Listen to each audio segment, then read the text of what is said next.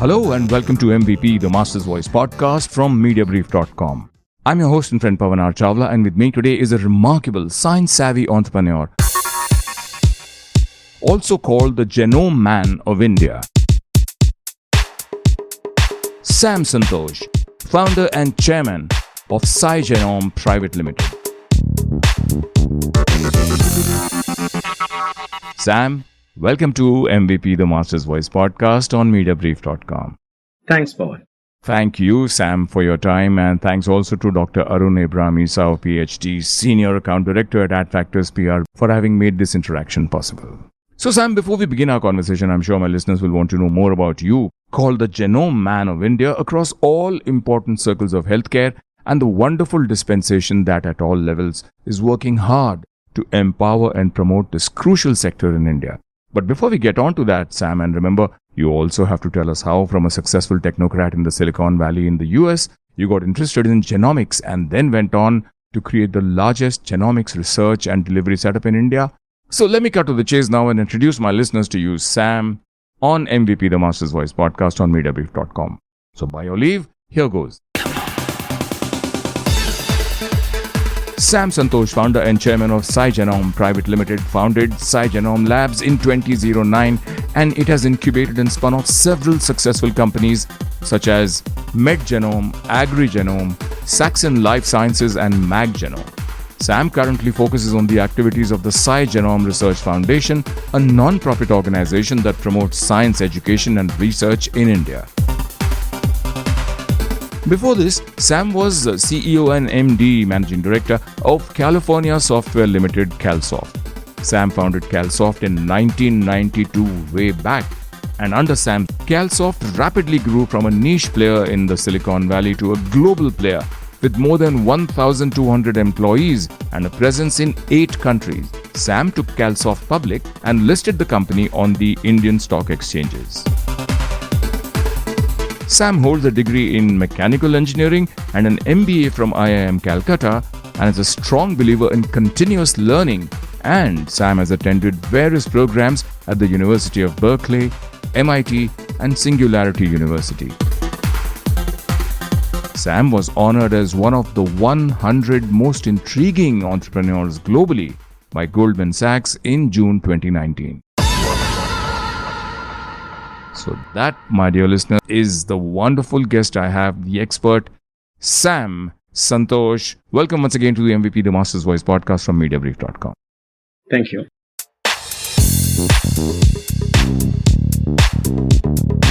So Sam, you started SciGenom and your other companies later, beginning October 2009.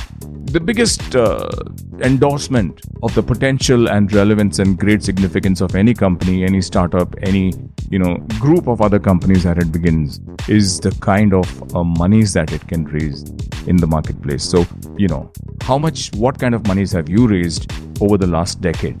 Yeah, the companies that we spun off, for them, we raised about a total of about 1,500 crores. Oh, that's wonderful. Wonderful. I'm aware you were a successful IT professional and one of the early successful entrepreneurs from Silicon Valley in USA. Tell me a bit about your overall educational background that I might have missed, particularly the main learnings that I might have missed out in my profile that I read of you, and then about your journey in the software industry that also spans a decade. Please, go ahead, Sam. Thanks, Pavan. So, I took my engineering degree in mechanical engineering in 1984 from Trichy, Kerala, which is my hometown as well. Right. And then took my MBA from IIM Calcutta in completing that in 1987. But at that time, very few people went to the entrepreneurship route, unlike now. And so most of the people would just go to the placement route and take jobs in good companies. But I had decided at that time that I would be an entrepreneur. Yes. So I completely avoided placement interviews and was very clear that I would start my own company. Okay. And because of that plan, while I was doing my MBA, I had specialized in software. Okay. At that time, it was called MIS, Management Information System. So I wanted to really learn software and enable myself to be, competent enough to start my own software development company. Okay. So, and I was again a little bit attracted back home. So I started it in the company in Cochin and Trichy, which are the two towns in Kerala. And the market was reasonably good at that time because India was just witnessing the arrival of the personal computers, the PCs. And so companies small and large were buying and setting up PCs. So there was a lot of demand for custom software, as it was the first wave of computerization, and the software packages, like Tally and others, were not available then. So if you bought a computer, you would need somebody to set up your software and develop your software for you. So for the first 3-4 years, I did that, setting up more than 100 to 150 companies across South India. Lovely. Sam, that's truly marvelous. But I have to interject with a question here. I mean, when everybody was taking the, placement agency route and, getting a decent cushy job and working and growing in it, you decided to become an entrepreneur. Was there anyone in the family who was an entrepreneur before you, or was it, a spark to a bright, brilliant guy? Well, I wouldn't know about the brightness of the brilliance, but I was very clear that I would be an entrepreneur, but not because there was anything in the family. We are very much from an academic-oriented family. Okay. My dad was a professor teaching engineering. Wonderful. And my grandfathers, they were all teachers. So there was no real entrepreneur bug in the family. But somehow I caught it from outside, I guess. Right, Sam. So you were telling me about how many customers you acquired initially. Yeah, so these are mostly small companies, but that kept me busy, and I could set up a small team of software engineers as well to develop software for these custom software for these companies. But after 3 to 4 years, it became clear that the local market will grow only very slowly. And so if I really wanted to build a large company, I would have to look outside. So that is when I started looking at the US. And then decided to make a trip to the US to look for customers. Okay. So my first trip, I got introduced to an oil company there called Chem Oil Corporation. So they do oil bunkering, and so that means selling fuel oil to ships. So they were based in San Francisco, and they gave me a couple of projects to start with. We were able to do the projects well. Okay. So they got excited at the opportunity of doing offshore, because at 91, this was 1991. So the concept of really an offshore development had not really become obvious then. What kind of project specifically? What was the ask there? I'm intrigued because you were one of the first innovators there. So tell me. Yeah, so this was a reasonably large oil company at that time with about 400 million in revenue, and they had a small software team of their own. But they were still finding software development a challenge. Like they had many old systems, mini frames or mainframes that needed to be upgraded, and they had many other custom software development for they had a small refinery, so that needed software. So there's a never-ending need for software. So that is why they suggested to me that, hey, why don't we start a joint venture? We are willing to invest if you start a company specifically for selling to the US, and you can do for us, and we can also let us sell it to others. Oh, lovely. And so that is why we started California Software. So since I had landed up in California, I thought that's a very simple name, so called it California Software. And they invested 25%. They took 25% equity in the company. So that was our first funding. And they were our anchor customer. So for the first 2, 3, 4 years, they were our big customer we would develop. But I was more interested in product engineering. So for further growth of the company, I built CalSoft as a product engineering company. Because based on the Silicon Valley, we had a lot of opportunities to develop software for large companies like Microsoft or HP or Sony. Excellent. So these were our big customers, and so I needed a large team in the US as well, because though we could do offshore, this software was more closer to the system, what we call system level software. Right. So we needed close interaction with the customers, and so I had offices in San Francisco and Boston. Excellent. That was the first level of growth, but product engineering still is a niche. So to grow the company to the next level, I decided to do the inorganic growth as well. So we acquired about 8 companies, small companies, but across 4 countries: US, UK, India, and Japan. That's really wonderful, Sam. And you got a huge company, a $400 million company, wanting to partner with you and create a value-providing entity, because you must have delivered fabulously well, of course, without doubt. So you've always remained ahead of the curve in terms of, let's say, foresight? Because from software writing, you came on to product engineering. So that was your big step ahead. What happened after that? So product engineering was very fascinating, but it is not really that scalable business because it's a niche area. So to really build the size of the company, because we had taken the company public as well, so there is much more demand for faster growth. So I decided to go by the acquisition route. I taken the company public, so I could use my company shares as well. And using the shares and some currency, what I meant is that some cash that we had generated, we are a profitable company. So with our cash and with the shares, I use that as the tools to acquire 8 companies. Okay. That is 2 in the US, 2 in UK, 3 in India, and 1 in Japan. Okay. So that gave us a much more global coverage. And also gave me some exposure, in all these countries to work with different entrepreneurs, because these were small companies that I mostly acquired. Wonderful, wonderful work, Sam.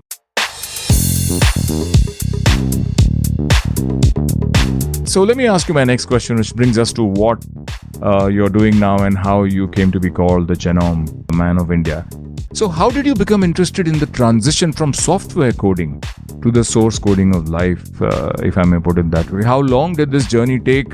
And did you have to upgrade yourself in the new life sciences stream to be able to walk the talk in this niche sector?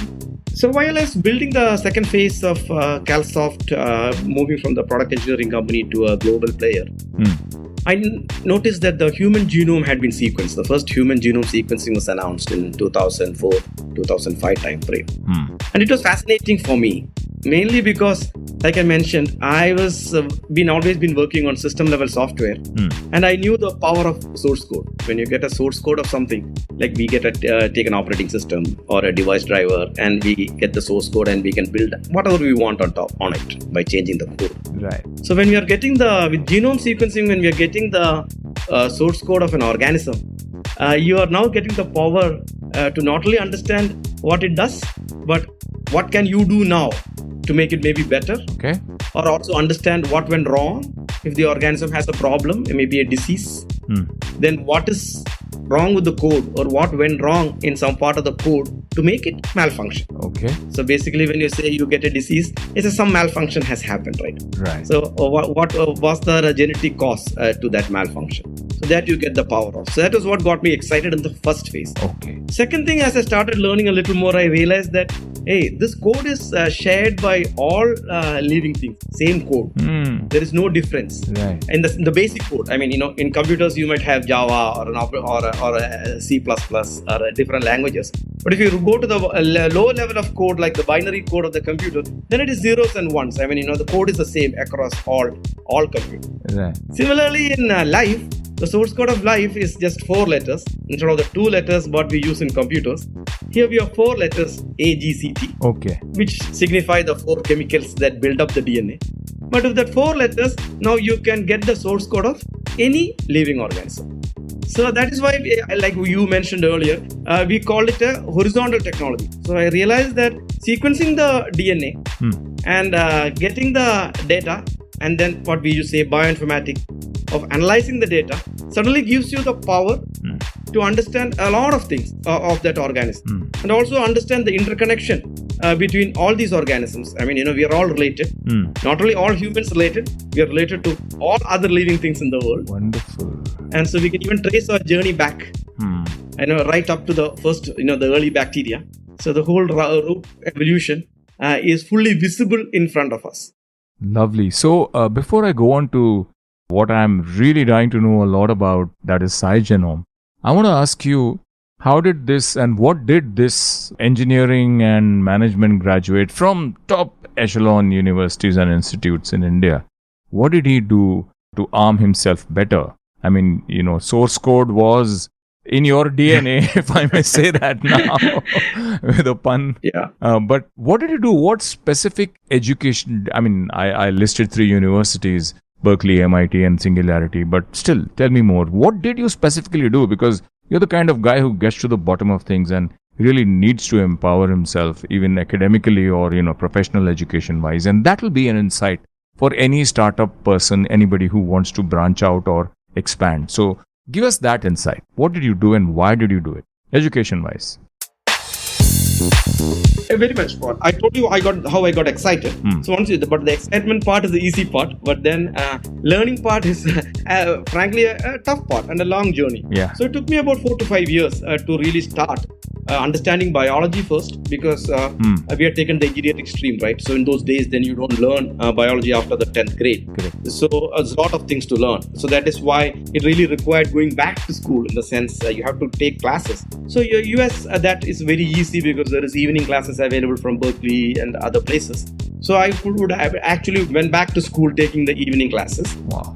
And then by that time, also the internet has really become big, and the MOOCs, were available, like Coursera, and there are many early MOOCs that from even MIT and other places. So you could select and choose the best courses that you needed to take. Okay. Some courses, actually go to the university. Some courses you take online. So a mix of online and offline. And I've always been a prolific reader. So I had no problem in getting enough books and learning, self-learning also parallelly.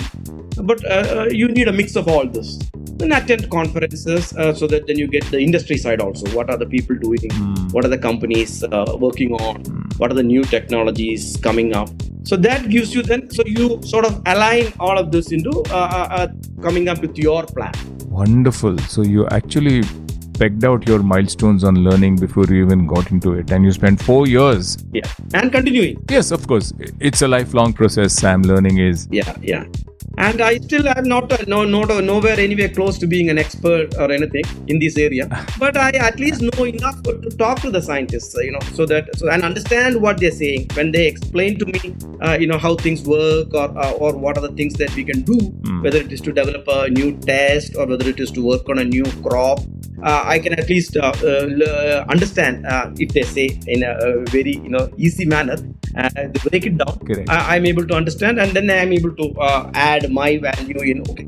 You can converse intelligently with them without asking them to explain some basics or the others. You don't need a glossary with an asterisk there. Exactly. Wonderful. So yeah, and also then we are able to sort of imagine the future, right? That is where the places like Singularity University, correct, or others like Ray Kurzweil and the Singularities here. In fact, they've started Singularity University. So those type of people, when you read their books, also you see that their guess estimates of what the future will be. Yeah, I mean, it may not be right all the time, but at least the direction of where things are going. So that helps you work out a plan.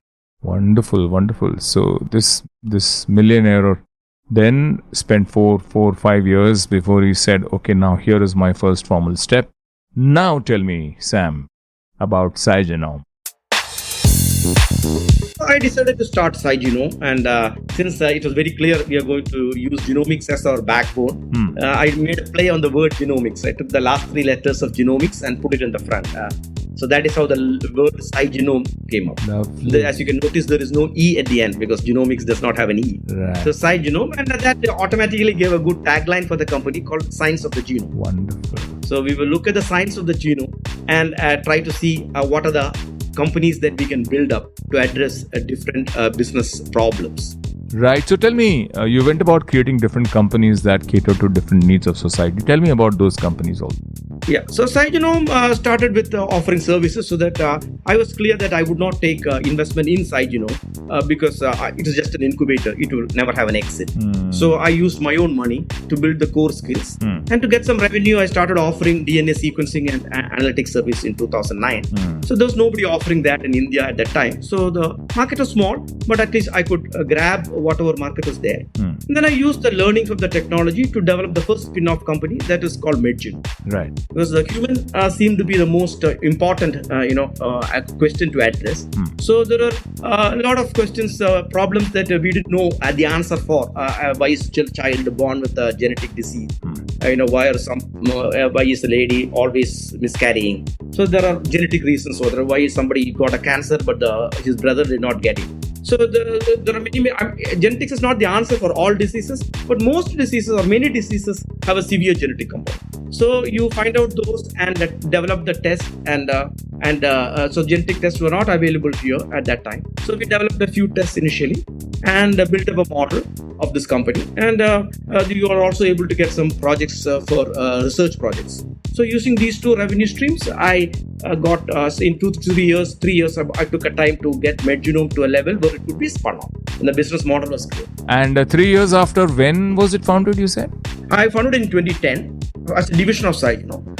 Then spun it off in 2013. Yeah, today it's a global leader in personalized medicine. Absolutely. But tell me a little bit more about it. What are the unique genomic solutions in oncology, diabetes, etc. that is offering? Just touch upon those. Genome has developed over maybe 1,000 tests over the next 10 years. Okay. For various diseases, for various sub-diseases in a particular disease. So you can roughly divide it into 4 areas or 4 larger domains. So one is inherited diseases, that is children born with a serious disease. Second is cancer. Okay. Third is reproductive genetics. So, when a child, how do you try to make sure after the conception has happened, how do you try to make sure the child does not have a disease, serious disease? Okay. And then the last is infectious diseases. So even before COVID, we had started working on tuberculosis and a few other diseases where we could help with genetics to address the problems. So the beautiful thing about this whole industry and the genetic diagnostic is that it was not eating up into or competing with the existing genetic tests. So this was just a supplementary one on above that. So we could actually expand the market instead of competing with other diagnostics companies. And so we were the leader, and we were making the road, right? The first company to build it up. Wonderful. So we built that up. Excellent. In fact, you were not just empowering your company and growing it, Sam, but you were also helping the category, because you would need patient records through collaborations with very, very many hospitals, I'm sure. So whom, therefore, in the process, you must have been educating more and more about Medgenome's human genetics research capability. More than getting the other people's data, we were generating data. Okay. Which we could then provide to hospitals and to doctors to help them take the right decision. Lovely.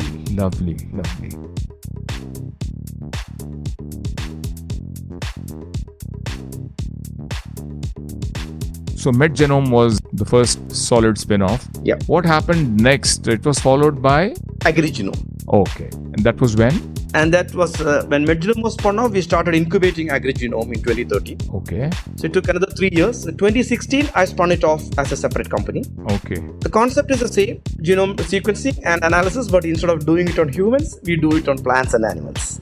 Okay. And what's been its contribution and growth and impact so far? It has done well. It has labs in Cochin and Hyderabad. The headquarters is Hyderabad because that is where the seed capital of India. So we help seed companies who are making, many companies who are making seeds and rice and wheat, and we help them develop better breeds, better varieties, and so help the breeding, which is called genome assisted breeding.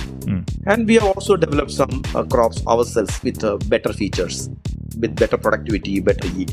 But the growth is a little slower compared to the medical side, because agriculture crops take the genome itself is more complex than human genomes, and the process also is more longer in trying to get new things out. And what followed AgriGenome? Yeah, the third company was called Saxon Life Sciences. There we wanted to attempt a drug, a new molecule, antibody for one eye disease. So we took it up to the phase 1. Then we sold that unit off to another company who would do the phase 1 trials and all that. Okay. And the last unit we spun out was MagGenome, not to be confused with Medgenome. It's MAG. It's a magnetic nanoparticle based company. Okay. That's the first product company in the group.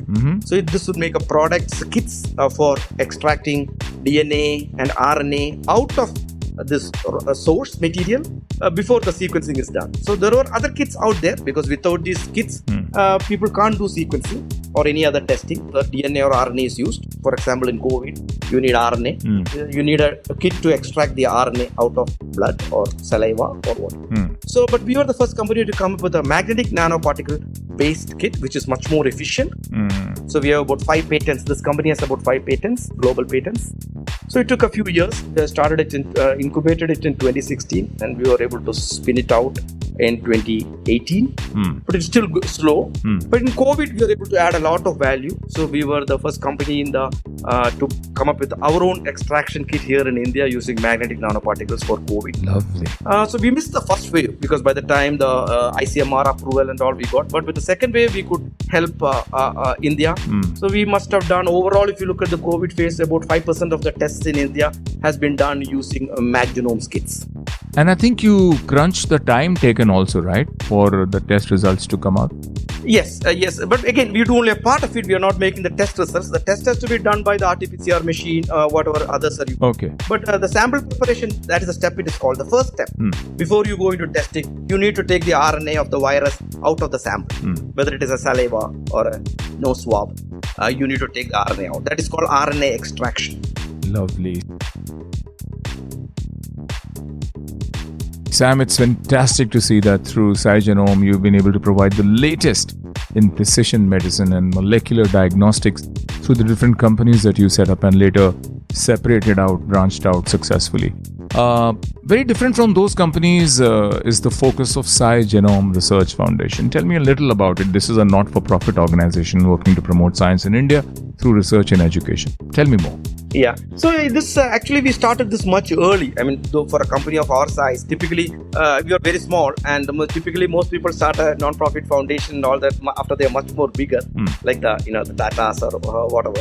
But we felt that there was a big gap. India did not have a nice scientific ecosystem where people could come together, network, collaborate, and both with internal scientists as well as people from abroad, students, all come together and in business people also to discuss and work out possible solutions to the problem. So that was one of the main objectives of SciGenom Research Foundation. And so one major theme we made was that we started a genomics conference in India called NGBT. Okay. And that we've conducted for 9 years every year in different cities. A pretty large conference bringing in a lot of scientists from abroad and bringing in our clinicians and scientists in India as well together and entrepreneurs in one place. Wonderful. Secondly, we also started funding small research projects in areas where typically they don't get much regular funding. So addressing problems like TB in elephants or virus which affects our drinking tea. So things like that we invested and we put in research projects. Some we funded, others some we did ourselves. So for example, we published the paper of the Indian cobra genome. We identified the 19 genes that is responsible for the toxin of the cobra. So now it will enable antitoxin manufacturers to make vaccines much more easily. Lovely. So these are things that we did, and they got published. In fact, we got the Nature Genetics front page cover for the cobra genome paper. So it was well accepted. So that is continuing, and I'm now also building a medicinal plant garden, which we call Hortus malabaricus in Kerala. Lovely, lovely. So Sam, with rich scientific initiatives ongoing, would it be safe to assume that based on the last decade of learning, you're preparing for a SciGenom 2.0? In other words, what does 2022 and beyond look like for you? One of the problems in which I happened in the first phase, or what we call SciGenom 1.0, since you said 2.0 now, was that the companies were spun out one by one, and we found some challenges in really getting the management team for each of these. The scientific team was assembled up front, but the management team was not there, so it was a big challenge. I had to spend personal time in all the companies. So obviously, that was not a very healthy way. And so in this next phase of SciGenom 2.0, getting the entrepreneurs up front and the science people too, and incubating companies in newer technologies which will still leverage the genome sequence. So sequencing is already there now, so it is pretty much established and stable. And not only MedGenome or AgriGenome, there are a number of other companies in India also doing sequencing, and it has become more of an established.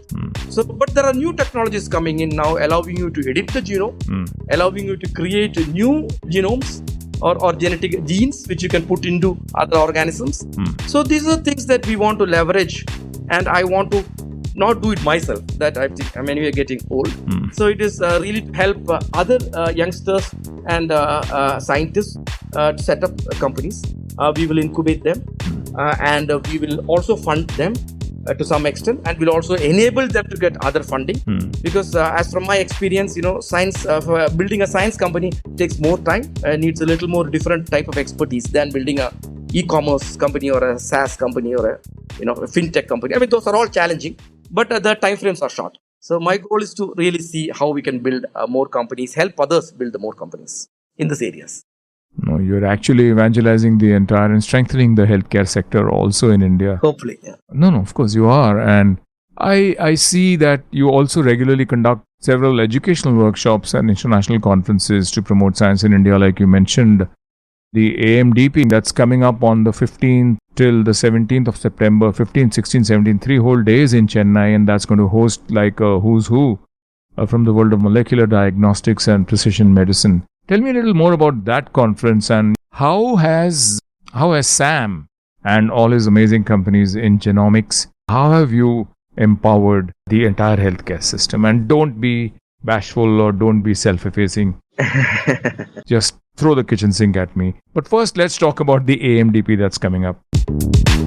AMDP stands for Advances in Molecular Diagnostics and Precision Medicine. Okay. So this is a little different from the earlier conferences that we were having, which is called NGBT, that is Next Generation Biologics and Bioinformatics. Okay. But here we thought we'll focus more on specifically on molecular diagnostics and the new things that are happening in molecular diagnostics. And also precision medicine is going to be so important in the future, as we all need to get the right medicine, which is good for matches with our genetic composition.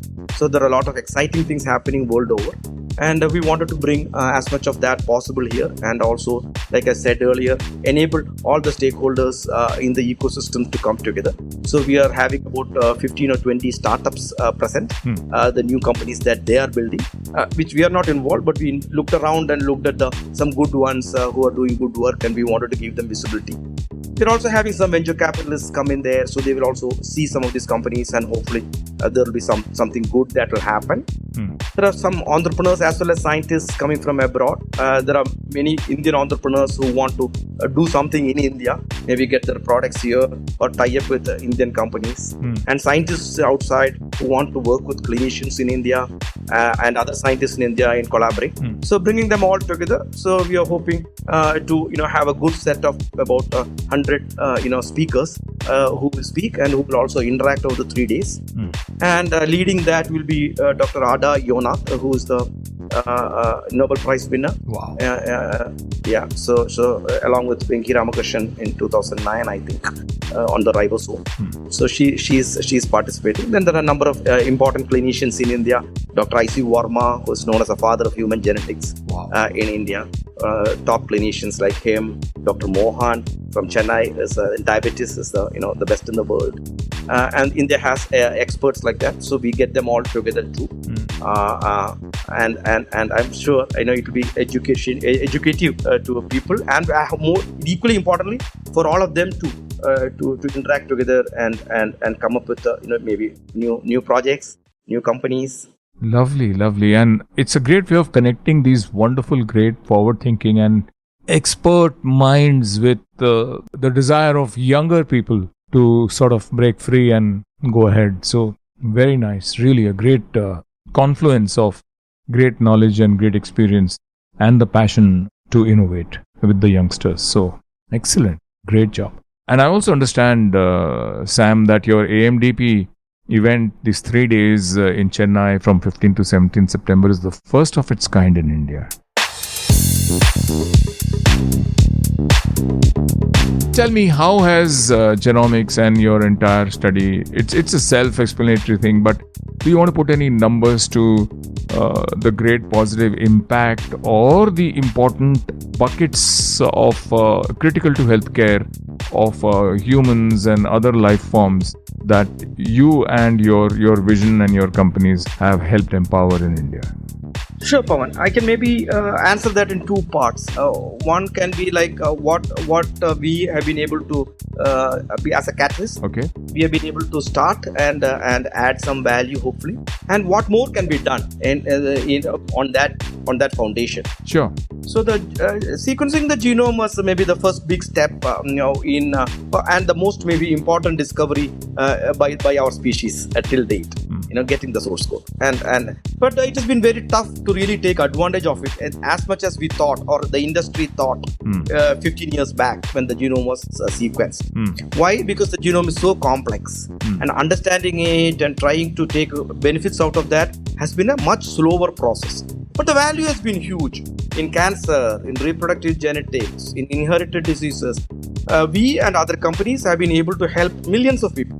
On our own, maybe we must have helped at least 3 to 4 lakhs of people here in India in life-saving decisions about the children, about their treatment, and many other health decisions that they will need to take. Right. Similarly, we have been able to, like I said earlier, create new varieties of crops.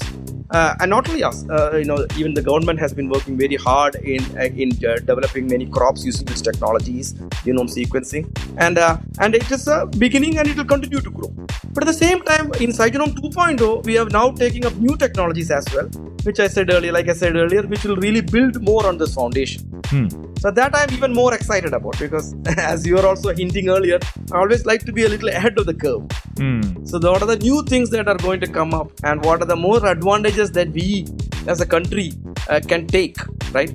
And we are already become the 5th largest economy. We will become the 3rd largest economy maybe in another 10 years globally. But at the same time, we have major challenges in healthcare, in nutritious food, right? In environmental cleanup, because the old growth in the last 100 years by industrialization was good in getting all of us up above the level of poverty and giving us our cars and our phone and our computers and the internet. But at the same time, it damaged the environment so much, right? So all the pollution that we created, all the chemicals that we pump out to the water, all the soil that we have degraded, these are all challenges which a lot of it we are not even aware of. We all hear about the global warming and all that, which is a very important challenge. But I feel that there are even much more serious challenges in the short term.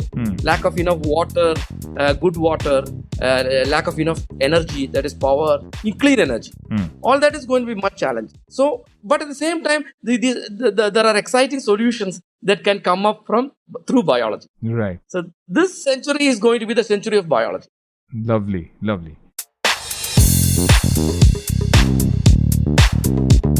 Okay, give me the idiot's guide to how to get more serious aspects associated with genomics. Tell me how genomics will change the way medical treatments are provided, in short. Yeah. First of all, we should ensure that no child is born with a genetic. So that can be done by screening. So even before you have a child, if the parents get screened, genetic screen, it will cost maybe only about 7,000 rupees per person. You can avoid about few thousand type of diseases, rare diseases, which are so-called rare diseases. But the person affected still runs to lakhs in India. That can be completely avoided. So that will be, I think, like the way we cured polio. Right. So are we talking about running these tests when a child is already conceived or before it's conceived? Yeah, there are tests which can be run after the child is conceived, but ideally, the first test should be done before conception, so that you know what you're getting into. Okay. So you and your spouse might share the same bad gene, so which gives a very high chance of your child getting it. Okay. And this will be much higher if you are related. Like in India, many of us marry our relatives, consanguineous marriages. So the chances become very high of genetic diseases in consanguineous marriages. And prevention is better than, having to then do abortion. It's extremely sad and tragic terminating a pregnancy and something like that. Absolutely. That will be the one way by which a lot of diseases can be prevented and will become standard. Yeah, and in the US especially, which is like a suing economy, I'm trivializing it, I'm sorry, but a child could even turn around and sue the parents later saying, you had all of this, all these resources, why didn't you check before you put me through a lifetime of suffering? Absolutely. Now, this is not like a theoretical thing that me or some other people are saying. About 10 years back, the Ashkenazi Jews, the Jews from Israel, the Ashkenazi Jews are all over the world, and they are somewhat similar to the Indian communities because they marry only within the Ashkenazi Jews for the last 3,000 years, very consanguineous. So they have, like us, they have a very high liability of genetic diseases. Okay. But 10 years back, when the genetic screening started becoming this, the rabbis, that is a priest, started a program by which you both could send your sample to the rabbi. The rabbi then would send it for testing, and then without telling what is the problem with each, will warn you about these specific things. They were able to reduce in the last 10 years some of the most prevalent diseases by 70 to 80%. Which brings me to my next question. Actually, you preempted that. You've been such an evangelist and you go all out to, extend the benefits of great healthcare initiatives to everyone. Knowledge and developing and creating awareness for new categories, which is really remarkable and commendable on your part. But tell me, what stops you and other like-minded leaders like you to request the government to make it mandatory that such genetic screening be done? Just as you say that, before you get married, have an HIV test and do not screen for gender, but then why not say must screen for genetic diseases? And why doesn't the government come ahead and support the population? Because ultimately what it's going to do is it's going to really reduce medical expenses and trauma and agony for people. It might hurt the business of hospitals and caregivers and the professional drugs providers and the insurance folks. But all I'm saying is ultimately it's human wellness that is the core objective, right? So have you thought of doing something like this for the industry? We have tried in our own ways to promote the awareness and also work with, interact with various government agencies. Mm-hmm. But this is not like a single decision-making window here. It's got a lot of connotations, social connotations, sure, and challenges and different thought process too. So though maybe me and a few others might advocate this, sure, there are other people maybe in the world who might say like, hey, you saw even recently in the US in the Supreme Court changing a decision, the 50-year-old practice there on abortions, right? And saying like, maybe abortion should be made illegal. So and even here on other places, I heard people saying that, we shouldn't play God. If this is what you are supposed to get, correct. Fate. You should maybe look after the child, or I don't know. Though I don't agree to that. So, but there is we have to respect a different opinion. That's your personal view. Absolutely. I asked you because Sam, you are held in the highest esteem across by everybody and by me also. So I thought I must ask you, at least seek your view. I know it's a very complex issue and it's something that everybody needs to pull together because ultimately it's human suffering that will be alleviated, future human suffering. And also to add to that, Pavan, we have to really educate the people also, right? Because now that shouldn't lead to a divorce because the husband now says, okay, the wife, you are carrying this bad, or whatever it is, right? Understood. So those type of social implications are also there. So these are like, so revolutionary developments that has happened in the last maybe less than 10 years, right? Or maybe practically these tests coming in last 5 years. True. So I know we all have a tendency to blame the governments for not doing enough, but some of these things are pretty challenging to implement. Sure. And no, it is a benign disposition. It is really working hard across various levels, and the government that is working with experts and people like you all. But Sam, just to take your point further, and I respect the restraint that you also speak about in terms of trying to change things, because there are societal values, there are so many things that are traditions, etc., and very important. At the same time, I feel, this is my personal view and you can just react to or respond to it, the power of being forewarned and pre-informed is always very strong. And at least with future couples or potential marriages, etc., when people can compare, if it's traditional, they can compare a Janam Patri or whatever else, they can even probably take that as, the genetic kind of study of both the profiles of the man and the woman who are getting married, and perhaps say, okay, I know about this now, so we won't conceive and we will probably adopt another child. So whatever it is, the point is only to keep them forewarned, is my view. I'm dwelling on it, I'm sorry, but... Absolutely, Pavan, you're right. And also to add to that, not only an adoption is an option, now there is IVF is becoming pretty common. Right. I know it's a little expensive, in vitro fertilization, but still to those who can afford it, that gives a very good option to reduce a lot of the, avoid a lot of the problems, because you can pick an embryo. Correct. So when you're doing IVF, you can or you can even, at an extreme step will be surrogacy by using somebody else's uterus. But there are multiple ways that are coming up. Correct. To not to go for as a drastic step as adoption. Right.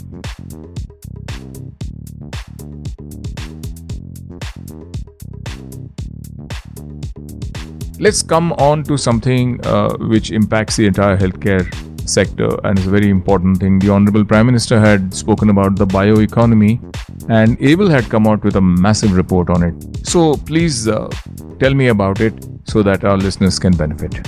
Yeah. Bioeconomy is going to be one of the key parts in the next phase of growth for the economy or the country as a whole. And if you see even the China or US, they have all been spending large amounts of money in research in building this up. India is a little behind, but we can catch up, and we have to catch up. So that is what I think the Prime Minister was saying.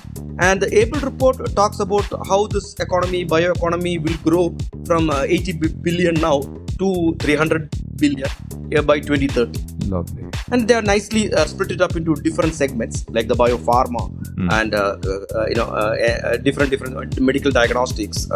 They are not taken healthcare delivery in that. Healthcare delivery, they have kept it out of the bioeconomy, which will also grow well.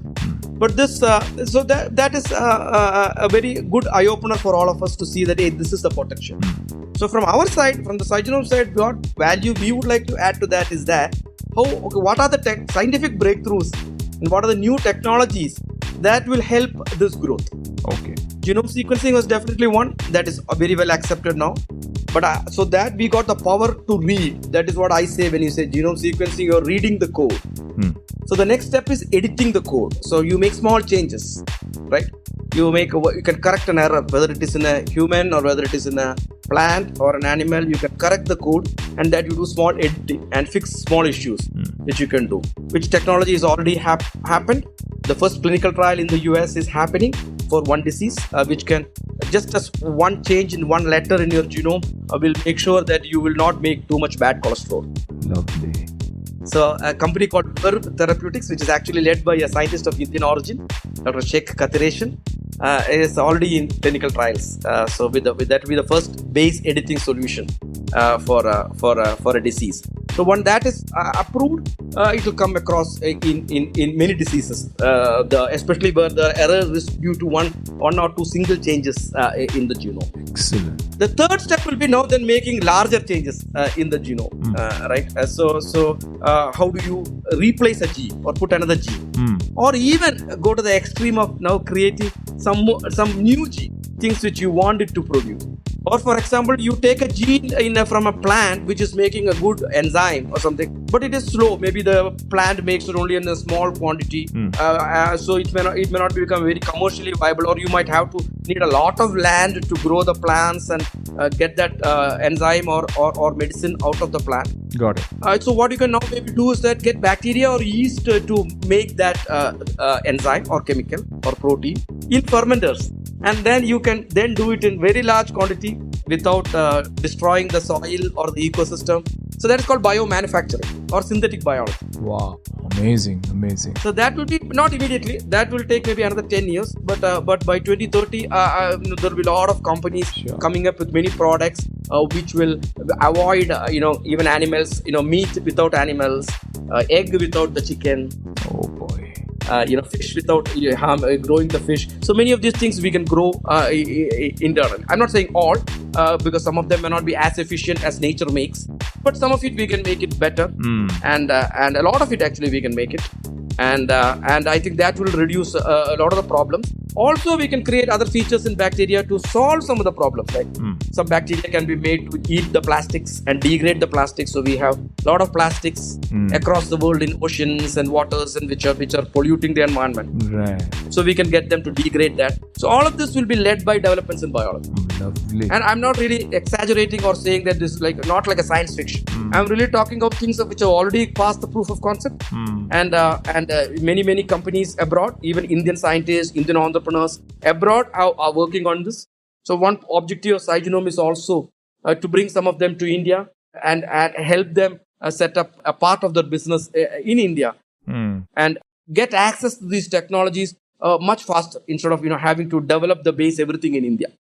Really remarkable. So with companies like SciGenom, MedGenome, AgriGenome, MagGenome, and also your not-for-profit entity which is doing so much to empower the entire space, the SciGenom Research Foundation, you're actually going to be impacting the entire bioeconomy for healthcare. Really amazing.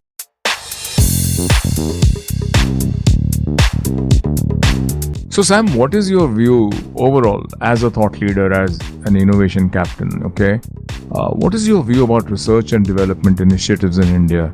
You're empowering a lot of those, right, on genomics. Do you think that India will be able to rise in its scientific stature to compete with the developed countries?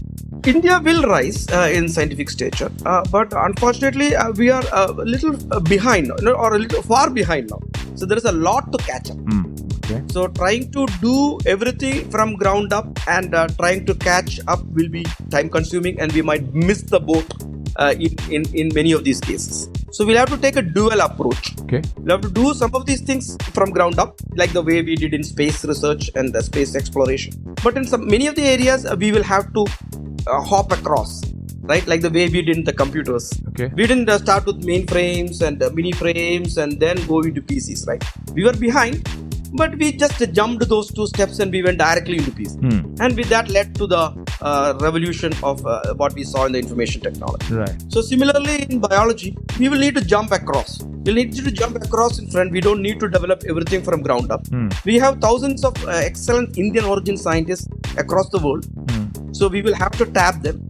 And there are also, we don't have to restrict ourselves only to Indian origin people, but I'm just saying they are more passionate about helping us and coming back and working with others. And I should say that really enabled SciGenom 1.0. There are so many Indian origin scientists who are helped me a lot. So I saw the passion that most of them have to give back and help the country back.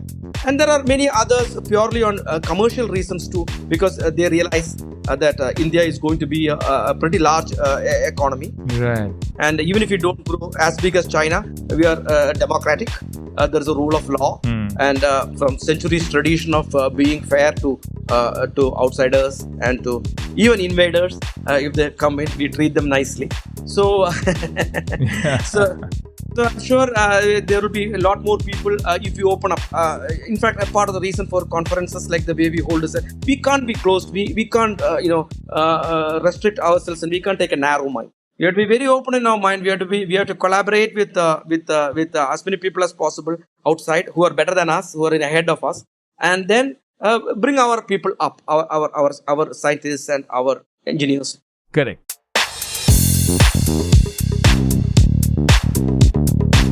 From the R&D sector, can you give me a little overview moving on to the diagnostics sector? How do you see it developing in India? I think in diagnostic sector we will move very fast. We will be able to develop our own tests for some of the specific diseases which are more common here, and we'll be able to take technologies from outside in some of these things which like I said earlier, which may be a little slow for us to develop ourselves. Like for example, liquid biopsy in cancer, where you can actually take just blood from the patient and know whether the patient is having cancer or not. So those type of new tests are coming, which some of it India companies are developing on their own. Some of it they are taking the technology from outside and implementing it. So COVID has also given a big boost to the diagnostics sector.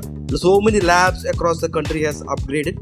And we still are very cost effective compared to anywhere in the world, whether it is in diagnostics or in research. Great. So in many of these areas, even in research, we can really turn out to be the research center for the world, right? Lovely. In fact, there is a nice word I would like to use. We can use biology as a service, right? When you say software as a service, we can give biology and research as a service. And there is actually companies doing it. Biocons, the second company called Syngene is doing excellent work.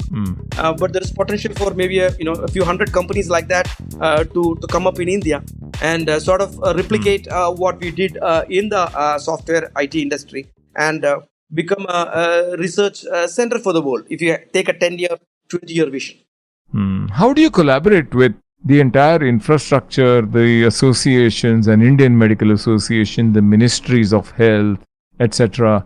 I mean, as such an amazing evangelist across with genomics and the bioeconomy and the diagnostics, which is really going to empower healthcare in India, you could play an amazing role by being a partner and a guide for the government when they think of regulations or when they think of how to empower the ecosystem that is creating healthcare through the professionals, the experts, their education, policy, everything. So how do you see or visualize the role for yourself? Because you can play a very important role here. So, what's your vision going ahead in partnering with and supporting the government and other wonderful professionals, your peers from India and globally alike? Yes, Pavan, I think it's pretty important to do that. And so, as a first step, I started working closely with the Kerala government. I am from here, from Kochi. And so, become an advisor to the Kerala government in biotechnology and try to help them put the new policies in place. Similarly, I also become a governing body member of the Kerala Startup Mission, where we are trying to get more startups come up. So, the first phase is in trying to see what we can do here locally in Kerala. But I'm hoping that sooner or later we get opportunities to work with the central government as well. I know many of the people there because they have worked with us in giving work as a projects and to many of the companies in the portfolio group. But we will work more closely now in trying to see for the next set of technologies and in the bioeconomy vision which the government has, where can we contribute, what are the areas that we can help. We will try to help. You're tuned to MVP, the Master's Voice podcast on Mediabrief.com. I'm your host and friend Pavan Chawla, and with me is Sam Santhosh, founder and chairman of SciGenom, telling us why and what SciGenom is doing, which is so relevant to the entire healthcare space in India and for the world. Sam. Leveraging the power of genetics and being able to sequence the code and do the analysis, SciGenom has been able to address several problems in healthcare, agriculture, drug discovery, etc. So we created a number of companies like MedGenome, Saxon Life Sciences, AgriGenome and MacGenome, which all became successful companies in addressing some of these problems. In the next phase, we are hoping to take advantage of more newer technologies like genome editing and synthetic biology to solve serious problems that the country is facing and enable the Prime Minister's vision of growing the bioeconomy from $80 billion now, what the ABLE report said, to $300 billion by 2030. Excellent. More power to you, Sam. That has been an amazing conversation for me, Sam. Full of insights, a lot of information. You truly are a remarkable science-savvy entrepreneur and also a visionary, and very accurately described as the genome man of India. So, Sam, I enjoyed my conversation. What did you think of your chat with me on MVP, the Master's Voice from Mediabrief.com?